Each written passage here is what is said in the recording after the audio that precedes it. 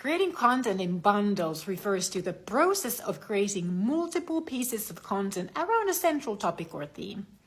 This can include various types of content such as blog posts, articles, videos, podcasts, ebooks, social media posts, any other form of digital content.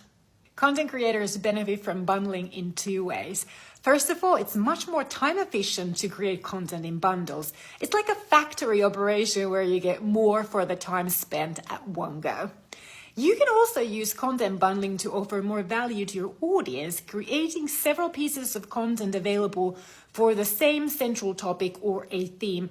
Posting more about one theme can increase the total reach and engagement. Let's say your company was all about efficiency and productivity.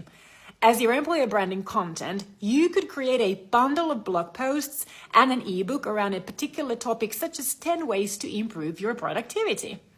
This bundle could then include several blog posts on the topic, an ebook that dives deeper into the subject and provides additional tips and strategies, as well as several social media image and video posts repurposed from the original blog post and ebook. Follow me for more content like this.